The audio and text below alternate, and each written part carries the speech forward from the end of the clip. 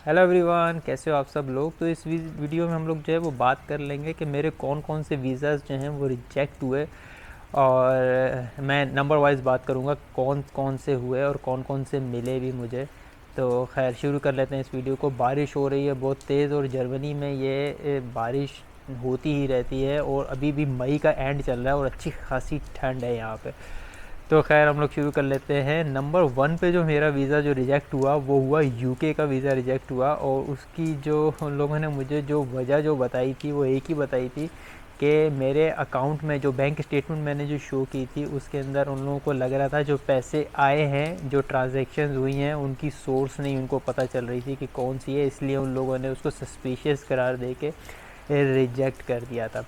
एक ही वजह उन लोगों ने मुझे जो है वो बताई थी बस, और कोई भी वजह नहीं थी और इसीलिए उन लोगों ने वीज़ा रिजेक्ट कर दिया था मेरा। खैर फिर मैंने नेक्स्ट ईयर दोबारा वो वीज़ा अप्लाई किया था और फिर मुझे वो वीज़ा मिल भी गया था यूके का। तो एक बार रिजेक्ट हुआ और एक बार मिल गया। उसके बाद नंबर 2 पे मेरा जो वीज़ा जो रिजेक्ट हुआ था वो स्पेन का वीज़ा जो है वो रिजेक्ट हुआ था। शेंजन मैंने अप्लाई किया था और वो वीज़ा रिजेक्ट हो गया था।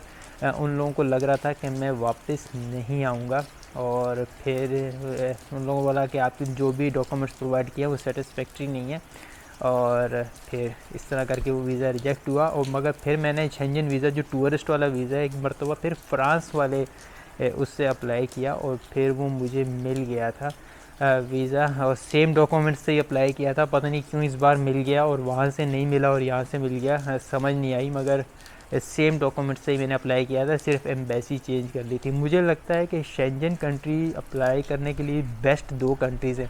लोग आपको बोलेंगे वो लथविया, लिथुआनिया और पता नहीं कौन कौन से हैं, गूगल पे भी लिखोगे तो वो वाले कंट्रीज़ ऊपर आ जाते हैं। मगर मुझे लगता है 2 बेस्ट कंट्रीज़ हैं टूरिज़्म के लिए, क्योंकि लोग बहुत ज़्यादा जाते हैं। एक नेदरलैंड्स है नंबर 1 पे और फिर फ्रांस आ जाता है आपका। ये 2 कंट्रीज़ से मुझे लगता है वीज़ा मिलता ही है। इटली से भी मिलता है लोगों को, मगर मैंने वहाँ अप्लाई नहीं किया था, मेरा कोई एक्सपीरियंस नहीं है। खैर तो फिर नंबर 3 पे मेरा जो वीज़ा जो रिजेक्ट हुआ वो था कनाडा का। और कनाडा में मेरे बैंक स्टेटमेंट वगैरह हर चीज़ से वो लोग आपको एक लेटर देते हैं जब कनाडा का वीज़ा आप लोग जो रिफ्यूज़ल होता है ना, तो वो बताते हैं कौन कौन सी चीज़ें आपकी ठीक थी, कौन कौन सी गलत थी, वो चेक लगा होता है उसके ऊपर। तो मेरा सिर्फ एक ही बात से उन लोग थे कि आप लोग टूरिस्ट वीज़ा अप्लाई करो, आपकी ट्रैवल हिस्ट्री अच्छी नहीं है। तो इसको लेके वो लोग कुछ उनको प्रॉब्लम थी और बात सही भी होगी। उस टाइम पे मैंने इतना ज़्यादा ट्रैवल किया हुआ था भी नहीं। और बात उनकी ये वाली, अगर इस सिर्फ एक ही वजह से मेरा वो वीज़ा रिजेक्ट हुआ था और मैंने दोबारा वो अप्लाई ही नहीं किया कभी। जो लेटेस्ट मेरा वीज़ा जो रिजेक्ट हुआ है वो हुआ है यूएसए का। ठीक है, यूएसए का मेरा वीज़ा रिजेक्ट हुआ है लेटेस्ट। और उसकी तो वजह किसी को, वो लोग यूएसए वाले तो रीज़न देते नहीं हैं। मगर मैं अपना जो वीज़ा इंटरव्यू जो है वो मैं शेयर कर सकता हूँ कि कैसे हुआ था। मैंने फ्रैंकफर्ट जो है वाली जो एम्बेसी है उसके थ्रू अप्लाई किया था। और आप उनके ऑनलाइन वीज़ा फॉर्म बहुत ही लंबा है, मतलब बहुत लंबा है, घंटों लग जाते हैं उसको भरने के अंदर। और पता नहीं क्या क्या सवाल हैं उसके अंदर। शेंजन वाले तो 1-2 पेजेस ही हैं, भर लो बात खत्म, मगर वो बहुत ही लंबा है। और वो मैंने भर के जैसे तैसे उनकी फ़ीस थी वो भी मैंने दे दी।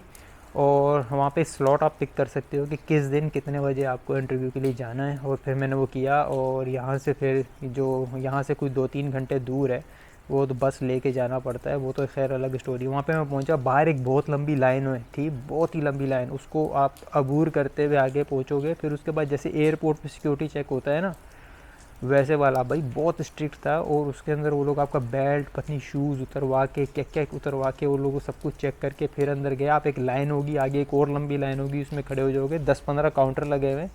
मैं शॉर्ट करके सब कुछ बता रहा हूँ, ये होगा बहुत स्लो है प्रोसेस, ठीक है। मैं भी जो बता रहा हूँ बहुत स्पीड में बता रहा हूँ क्योंकि टाइम ज़्यादा ना हो और वीडियो लंबी ना हो जाए।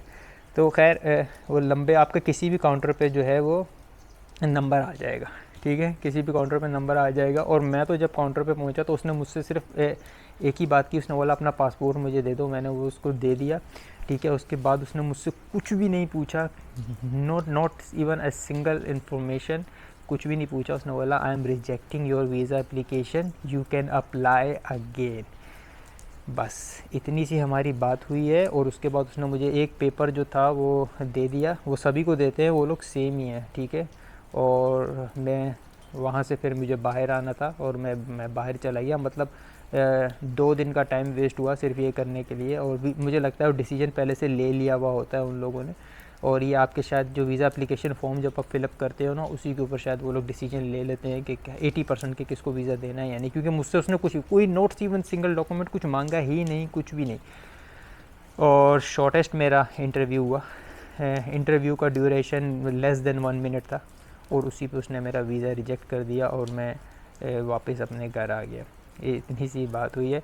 और मैंने उन लोगों को बोला कि यार आप लोगों ने मुझसे जो वीज़ा फ़ीस जब ली थी उसके अंदर वहाँ पे एक ऑप्शन था कि get your passport with courier, तो उसके 18 यूरोज़ एक्स्ट्रा लिए थे आप लोगों ने। तो अब मेरा पासपोर्ट तो उसने, जिसका वीज़ा लगता है उसका पासपोर्ट वो रख लेते हैं, और जिसका रिजेक्ट होता है उसके हाथ में दे देते हैं। मैंने बोला मुझे तो दीदी ये तो मुझे दो। उन्होंने बोला नहीं भाई ये तो नॉन रिफंडेबल है। मैंने बोला चलो ठीक है कोई बात नहीं। और खैर ये था मेरा वो एक्सपीरियंस। और बाकी इंटरव्यू में क्या क्वेश्चंस होते हैं यूएसए के मुझे क्या पता, क्योंकि मुझसे तो उसने कुछ पूछा ही नहीं। खैर इस तरह मेरा वीज़ा ये रिजेक्ट हो गया। खैर कोई बात नहीं है, और कभी भी डीमोटिवेट नहीं होना चाहिए। देखो मेरे भी 4-5 वीज़े तो रिजेक्ट हो गए, ठीक है, फिर भी मैं यहाँ जर्मनी में खड़ा हूँ। और 24 कंट्रीज़ मेरे विज़िट होने वाले हैं, 23 हो गए हैं विज़िट ऑलरेडी, और 24th कंट्री जो मैं विज़िट करूँगा वो सर्बिया है, और जल्दी मैं जाऊँगा वहाँ पे।